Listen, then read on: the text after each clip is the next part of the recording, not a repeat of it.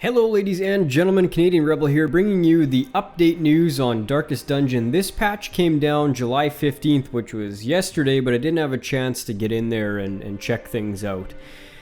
Biggest announcement of the day, obviously the new class, the Houndmaster, and I tried to get one on my playthrough. I checked all three of my saves. I didn't manage to find one, and I just don't have enough time to go flipping through dungeons to try to get one in my caravan, so I haven't even seen what he can do yet. I'd imagine you guys have found one on your own playthroughs. He's probably pretty damn cool, but for now I'll just mention that they put him in. Secondly, Steam Cloud saves, don't really care too much. Sanitarium, quirks, and diseases. This is a really interesting addition to the game because what it does, if you haven't read the patch notes yet, it allows you to lock in perks. So if you have, a buff to defense on a Crusader or something, you can lock that in for the low price of, I think the base is 7,500, which is very substantial with the current economy until very late game.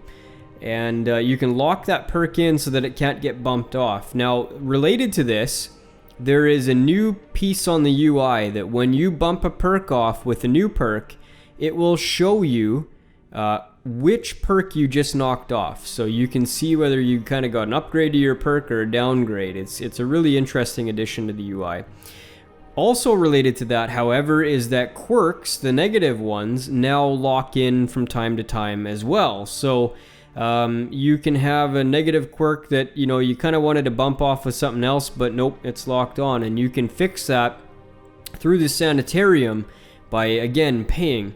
A couple other things related to quirks. Before I mention, I should just mention that you can have up to 3 locked in perks, and I believe there's 3 locked in quirks as well.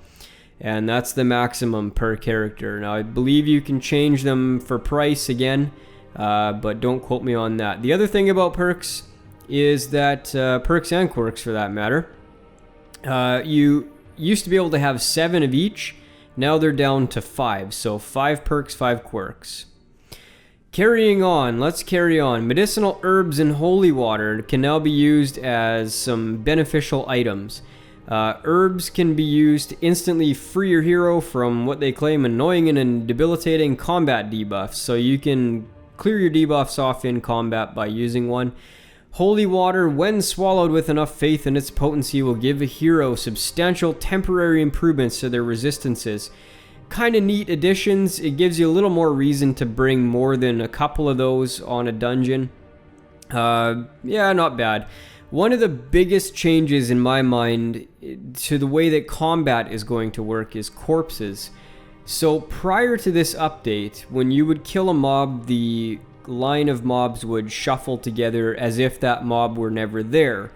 What this did is a couple things. It allowed you to bring the back people closer to the front so that your melee characters who have sometimes a bit of trouble hitting the back would then have access to those creatures.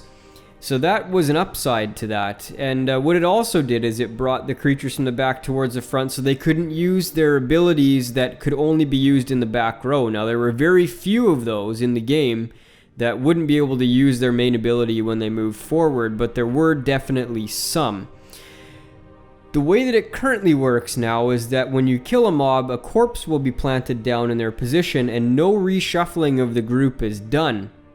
This is both an advantage and a disadvantage. It is an advantage for characters that have abilities that hit back row mobs, like the occultist with his tentacle doohickeys, and the plague doctor's bombs. Those were things that could hit the back 2 positions. And when you would kill a mob before and the group would shuffle, those abilities would become useless. Now they can be used. However, this does create a disadvantage for your melee characters that can't quite hit the back row for the most part. So it is a mixed bag, and it's going to be very interesting to see how it works. You can kill corpses, and I have found that the corpse's hit points is determined by the size of the mob. Like a two size mob will have a corpse hit point of 15. Some of the smaller mobs, it's 8. I've seen some 12s as well. So There is a difference in the amount of hit points a corpse would have. So you can kill the corpse and then the group will shuffle together as it always had. Dots and Prot. Well, what they did, they put in a few mobs now that have protection. One of them, strangely enough, was the maggots. Of all the mobs they could have given Prot to, they gave it to the maggots. And so they have a mitigation now. But the other benefit is now that dots, bleed and blight and those sorts of things will ignore protection. So it gives you a little more reason to use a character that has some bleeds and has some blight skills. Debuffs, self-buffs, and being buff. I'm not going to go into all of the things that they put into this. This was a general change to the way that buffs and debuffs work. In a lot of instances, they changed some skills and they changed the buff associated with those skills to make it longer or to make an attack component to the previous just buff skill. Debuff skills last longer. Mob debuff resistance has been lessened. Overall, this is a very, very good addition to the game. It gave the Plague Doctor a huge buff. Difficulty on quests. They've adjusted veteran and champion quests. They've adjusted low light difficulty. Crits have been changed so that you crit less often, which means less stress healing. Class tinkering, they did a few things. I'm not going to go through them all. You can look them up in the patch notes. They did some really nice ones to the Plague Doctor, and can't be too pissed off about any changes there. The one that you could arguably pissed off about is the change to the Man-at-Arms, which he needed it, guys. I mean, if you thought the Man-at-Arms was on balance with the other characters prior to this, you were fooling yourself. Riposte was unbelievably powerful. They've reduced the amount of damage that Riposte does, and it needed to be done to bring it in line. There was no reason to be using any other tank while that ability was like that. Quest rewards for long quests have been raised. Rarity of items have been raised.